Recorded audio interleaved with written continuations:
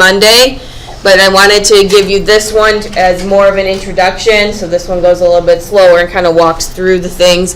We'll do the one in the packet on Monday for extra practice. Okay, so it says in the warm-up, write the inequality x is greater than or equal to -5 but less than 6. Okay, so see if you can write that, if you can remember how to write that. If you can't, that's okay, we'll go over it. But write the inequality x is greater than or equal to -5 but less than 6. Write it in inequality notation.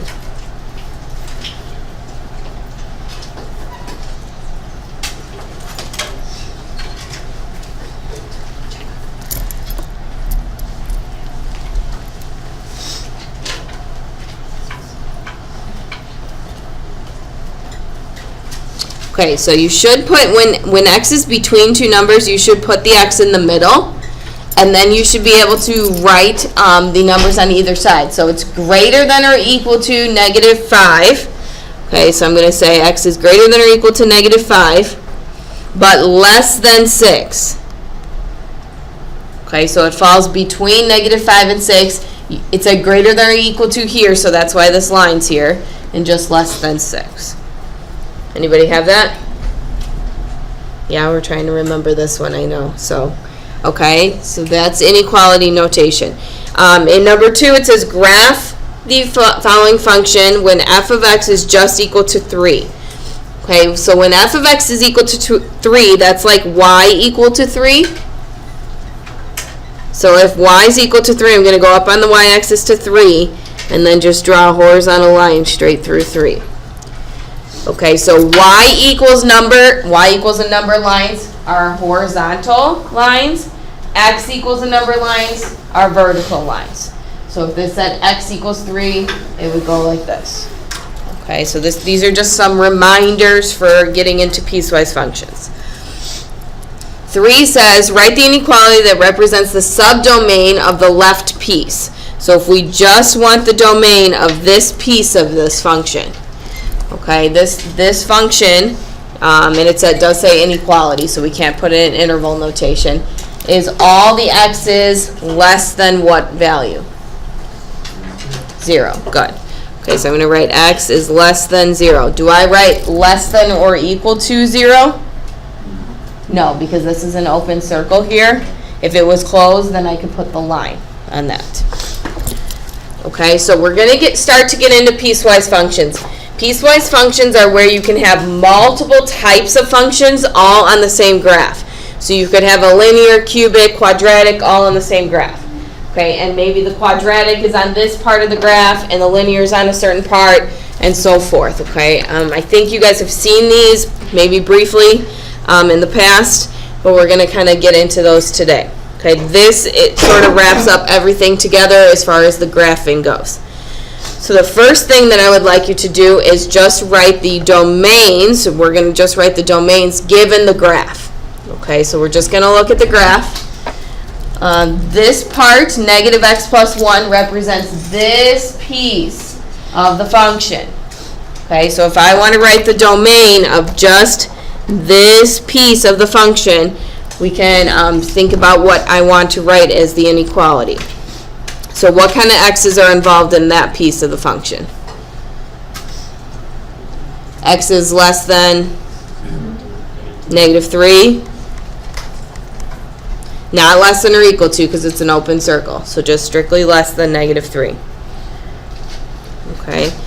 Then the next piece of this says 6. So that's going to be a straight horizontal line.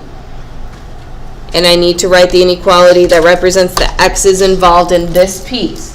So if you look straight down from there, we can find the two numbers that x has to be in between. So I'm going to write x in the middle and say x is greater than or equal to -3, but less than what? 1.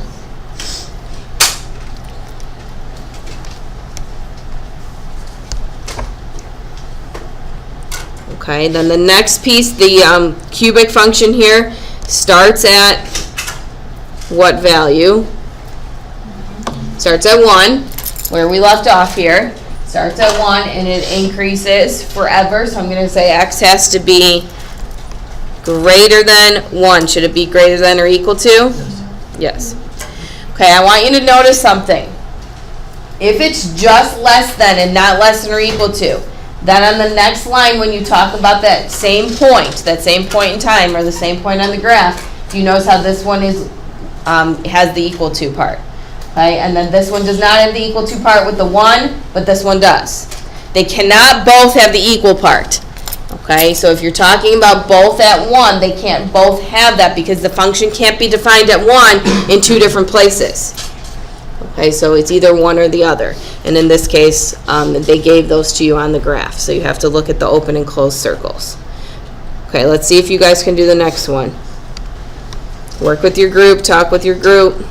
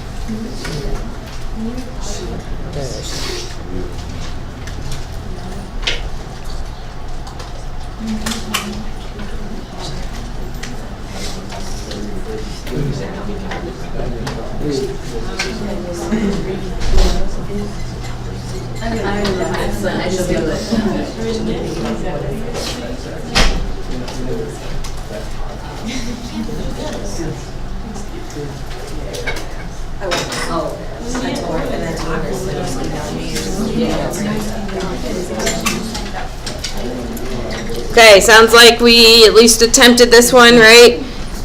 So for the first part of the function, the negative x minus 5 part, what is the subdomain?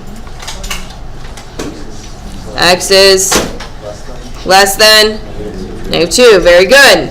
Okay, for the part that's just a horizontal line at 3, what's the domain?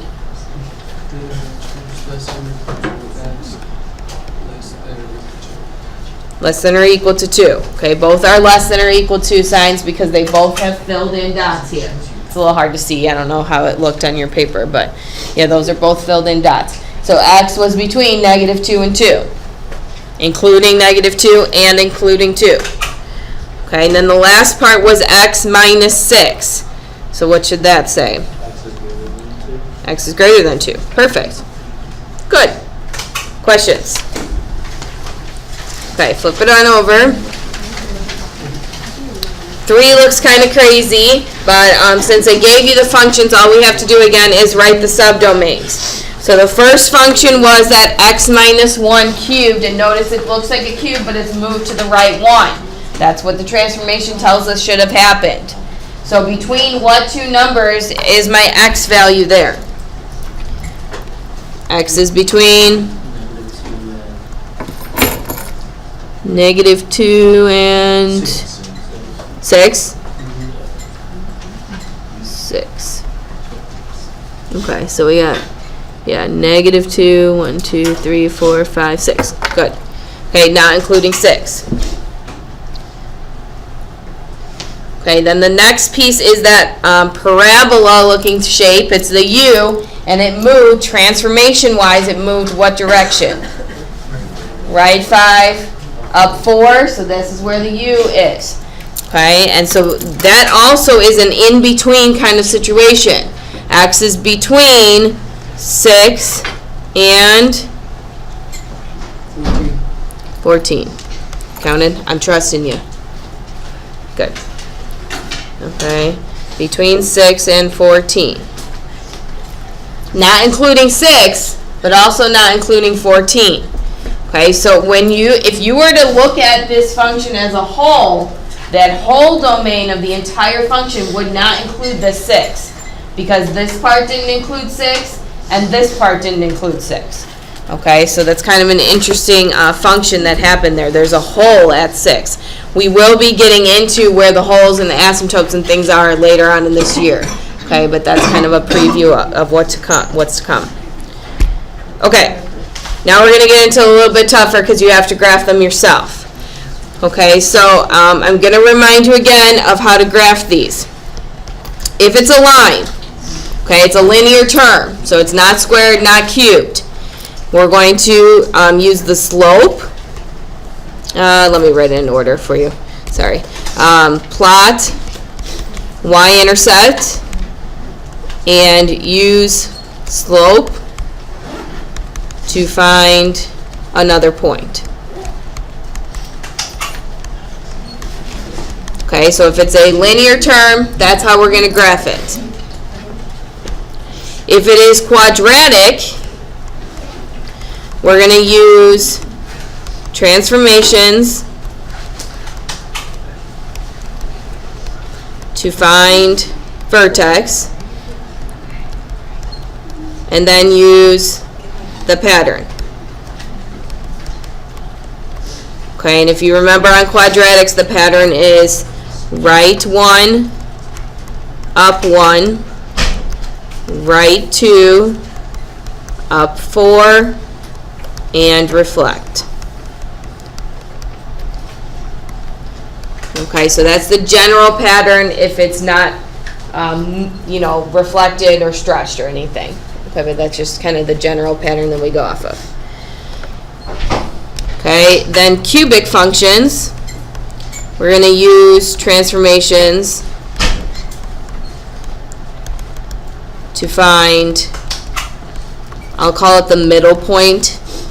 It's really called the inflection point. Okay, the middle point of your cubic, and then use pattern. Okay, and this pattern is right 1, up 1, right 2, up 8, left 1, down 1, left 2, down 8.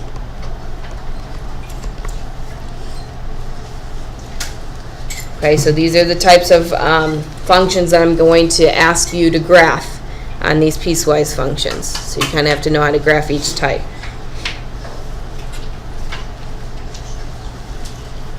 All of which you have graphed in the past, but these are just notes for you to remember how to graph them. Questions on those? A couple people are still writing. I'll let you finish up.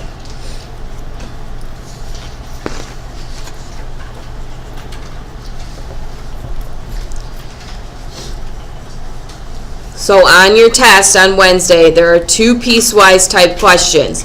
One of which is going to be like the first ones we did, where you just have to put in the domains. Okay, and we gave you the graph. The second one is going to be like this, where you actually have to graph it, given the function and its subdomain each time. Okay, so let's practice this. So the first part of f of x is just x. So what type of function is that? Is it linear, quadratic, or cubic? Okay, it's linear. So I'm going to need the slope and the y-intercept. Okay, so the y-intercept is the b part of this. Is there any b here? No, so y-intercept is 0, 0. And the slope is in front of the x. So the slope is 1. Good. Okay, so linear function, y-intercept, slope is 1.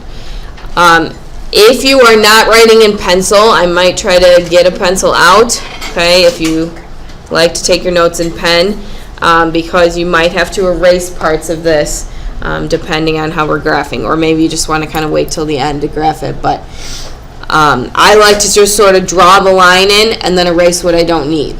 Okay, so if it's a linear function, y-intercept is at 0, 0, so I'm going to plot that point. And then my slope is 1. So I went up 1 over 1 from that point, up 1 over 1. So this would be my line. Okay, going through that point, but I only want this line for x is less than 0. So am I going to draw it here or here? So to the left or to the right? To the left. Okay, so I want to draw it down from that point. I'm just going to draw it down. Okay, and I'm going to erase everything else that I had in order to graph that. Now, it does say x is strictly less than 0. So did I want this to be filled in or open? Open. So I'm going to erase that point and make it an open circle there. Okay, this guy's done. I did that. So now I'm going to go to the next one. It says x squared. So what type is this? Quadratic. Okay, this is quadratic. Is it transformed at all? No, right? It's just basic x squared. Okay, pretty straightforward here. Okay, but I only want it for from 0 to 3. So I only want to draw my quadratic, my U shape from 0 to 3. Okay, it's including 0, so I'm going to fill this dot in again. Okay, so it goes through 0, 0. What's the pattern for quadratics? I go right 1, up 1, right 2, up 2, squared is 4. Okay. So I want to go all the way over to 3. Where would this quadratic function be at 3? So if I were to plug in 3 to x squared, what do you get? 3 times 3, 9. Okay, so I'm going to go all the way up to 9, and I know I want it to be open there. Okay, so I'm going to draw my U-shaped in.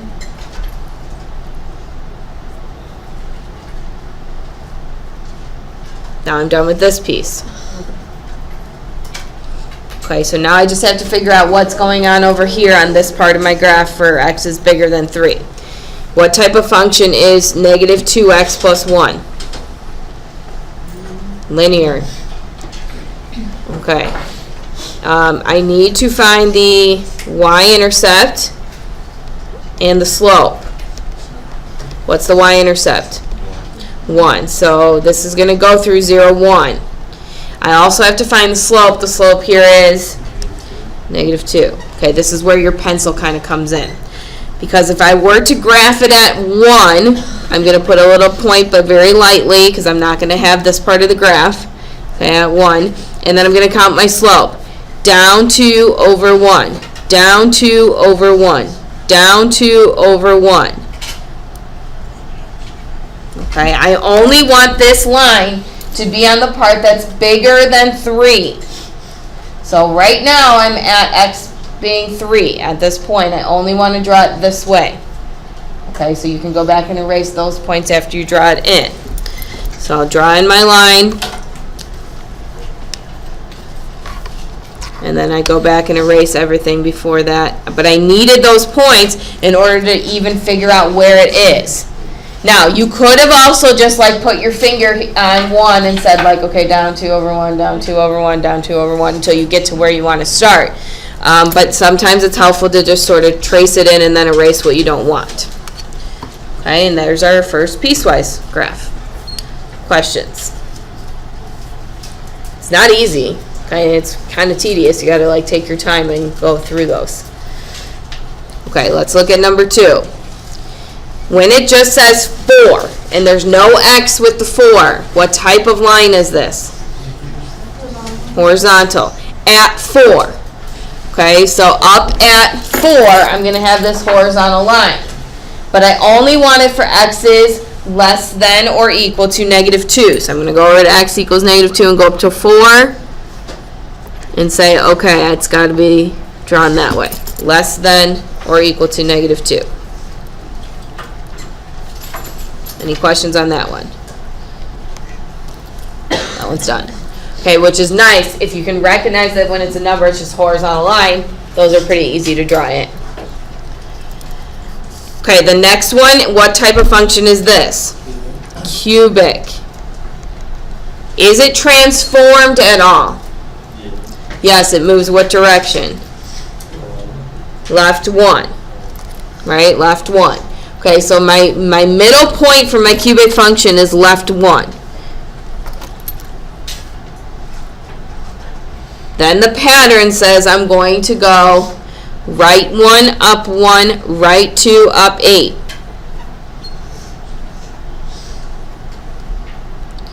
Left 1, down 1. I could go left 2, down 8, but I know by my subdomain I'm not going past negative 2.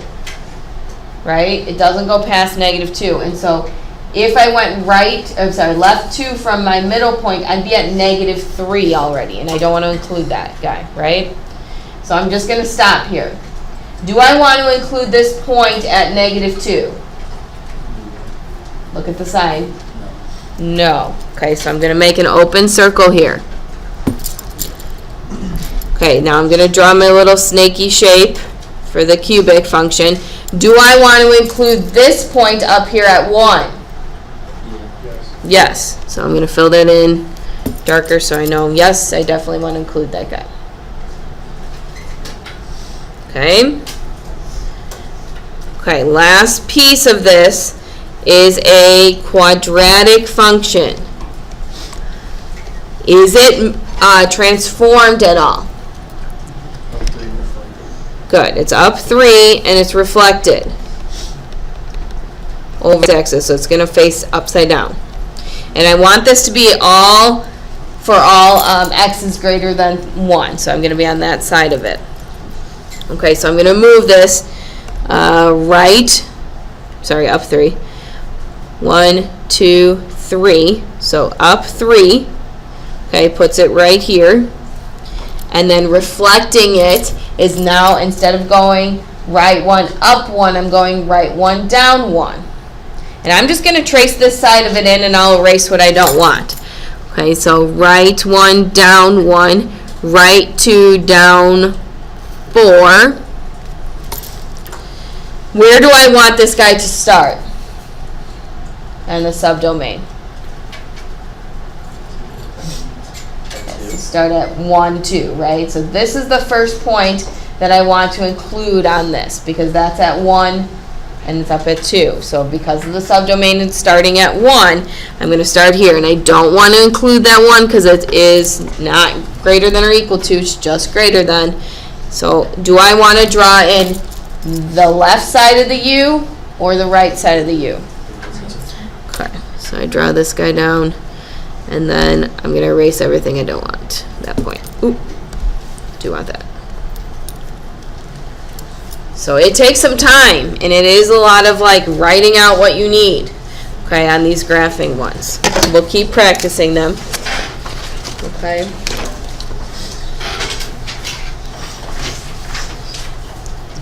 Okay, flip it over.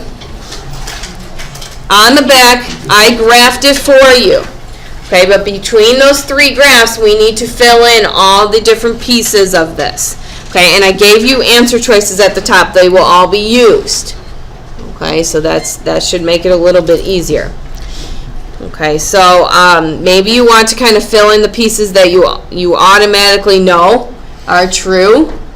Like, all the horizontal lines or something like that. So let's pick out all the horizontal lines first. In this first graph, the second piece of this is a horizontal line. Where is it at? 4. Okay, so I'm going to say right here that this is 4, and I'm going to cross that guy off. I know I used him. Okay, are there any other horizontal lines? Yes, right? In graph 2, that's at -1, the first piece. Okay, so I'll cross him off. Oop. I got that. Okay, so I'm just going to kind of work on this one because the other 2 pieces are both linear. They're just both lines. So if I have to follow this line, and you can use your ID if you want to figure out where it would be crossing the y-axis, it looks like it's going to end up crossing the y-axis at, I gotta zoom in on here, 2. Okay, so the y-intercept of this linear function should be 2. So look at your answer choices. Which one has a y-intercept of 2? Good. Negative 1/2 x plus 2. Okay, so that one is this guy, this first part of this function. We'll cross that off. Okay, I'm going to do the same thing for the other linear function. So if I kind of use my ID, I'm seeing that this guy should cross at 3. If I bring it down, it's going to end up crossing at 3. So that one has a couple different options of where it's plus 3. But do you notice how this one is squared? Right? That's a quadratic, so that's not it. That one's cubed, that one's squared or cubed, I can't tell up here. Okay, so it has to be this guy who is linear, x plus 3. Okay, and we took care of that. Okay, I would like you to just try to fill in just the rest of the functions. Okay, just the rest of the functions on here. You don't have to do these subdomains, just the functions. Talk with your group. Cross them off as you go. Tough topic for a Friday of homecoming.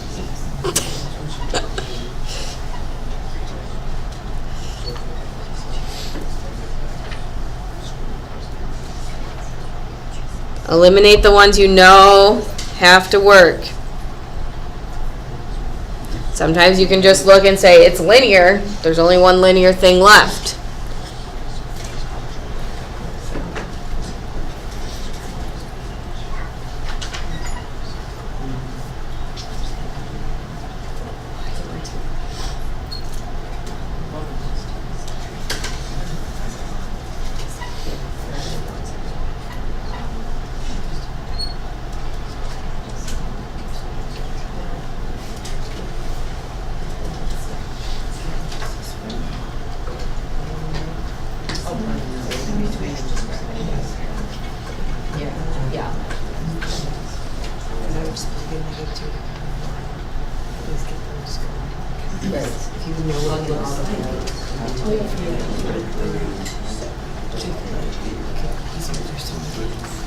Just don't know the pattern.